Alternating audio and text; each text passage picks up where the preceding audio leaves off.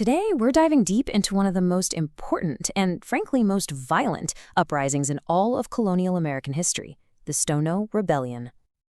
Just think about that for a second. Liberty.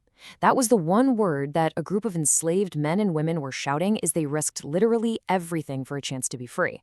This wasn't just some protest. This was an armed march, a fight for liberation, and it was fueled by pure desperation and incredible courage. But as you'll see, it had some absolutely brutal consequences. So what was really going on here? What could possibly drive people to this point? And maybe more importantly, how did the aftermath of this one event completely reshape the institution of slavery in America? Let's get into it. All right, so let's start with the basics. What exactly was the Stono Rebellion, and who was the man brave enough to lead it? Now, this wasn't just a random riot. Not at all. It was an organized march with a very clear destination.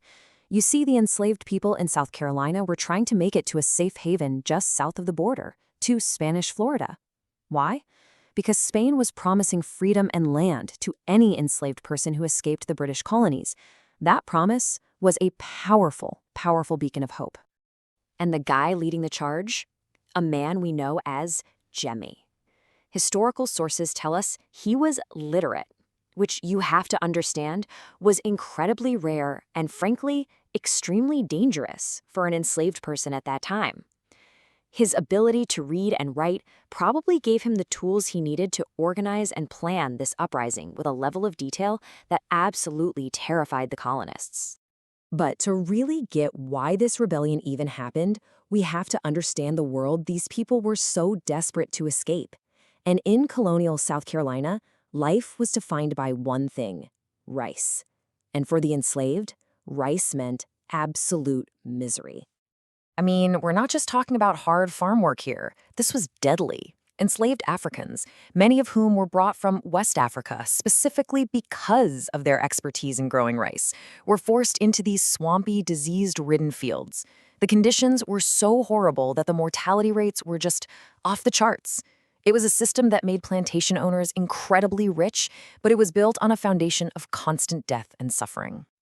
Now, here's an interesting little wrinkle. In South Carolina, they often use something called the task system. So instead of working in a gang from sunup to sundown, an enslaved person would get a specific amount of work for the day. And once that task was done, their time was their own. This allowed for this tiny, tiny sliver of autonomy. Time to grow your own food, maybe fish, or just be with your family. Now keep that in mind, because that little bit of independence is going to become a major target after the rebellion. So by 1739, you basically have a perfect storm brewing. Spain is dangling the promise of freedom in Florida. Britain and Spain are at war, which creates all this chaos.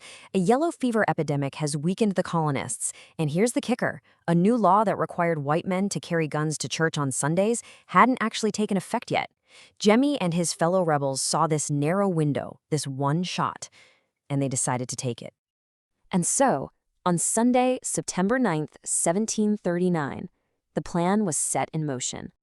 This was their battle cry. As they marched, they waved flags and beat drums, shouting "Liberty," so everyone could hear.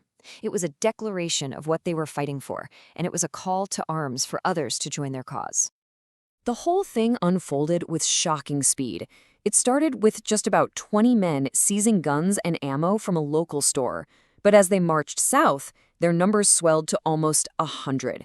They burned plantations and fought for their lives. But by late afternoon, a militia of planters cornered them. A brutal battle broke out, and the rebellion was crushed. The human cost was just staggering. In total, around 70 people were killed, about 25 white colonists and nearly 50 of the black rebels. And in the weeks that followed, any rebels who were captured were executed. Their heads were then placed on spikes along the roads, a gruesome, terrifying warning to anyone else who might dare to dream of freedom. The rebellion itself was over in less than a day, but its legacy, well, that was about to create a whole new era of terror and control. So you might think, okay, maybe this was a moment of reflection for the slaveholders, a time to reconsider the horrific conditions? No, not even close. The response was pure fear, paranoia, and a legal crackdown of a severity that was completely unprecedented. The colonial government moved fast and passed the Negro Act of 1740. This law was designed to systematically strip away any shred of autonomy that enslaved people had left. It became illegal for them to gather in groups. It was illegal to teach them to read or write. Remember that small economic independence from the task system? Gone. They were banned from earning their own money. Movement was completely restricted. It was all about one thing: total control. And the act went even further. It created formal slave patrols, which, by the way, are a direct forerunner to modern American police forces, to terrorize and constantly surveil the black population. It legally defined enslaved people as chattel, which means they were considered property, like livestock, not human beings. The government even put a temporary ban on importing new enslaved Africans, just to try and control the population balance. The message from the top was crystal clear. Any resistance would be met with the full, crushing force of the law. So, while the rebellion failed to reach Florida, it sent absolute shockwaves through the colonies. And it really reveals a much bigger, ongoing story about resistance. You see, an armed uprising was the most extreme form of resistance, but it was far from the only one. Enslaved people fought back every single day in smaller but still powerful ways. They'd intentionally break tools, fake an illness to slow down the work, or secretly preserve their African cultures and languages. These were constant, daily acts of defiance, and they were essential for maintaining some sense of dignity and humanity in a system designed to destroy it. Today, the memory of the Stono Rebellion is still alive, but it's a very quiet memory. There's a single historical marker on a highway that you could easily drive right past and never notice. When you compare that to the hundreds of Confederate monuments that still dot the Southern landscape, you realize the memorials for those who fought against slavery are few and far between. And that brings us to our final, really crucial question. The story of Stono is a story of a desperate fight for liberty, but it's a story that has largely been buried or ignored. Thinking about what we choose to build monuments for and what we choose to forget forces us to ask, how does a nation choose which histories to remember? And what does that choice say about who we are today?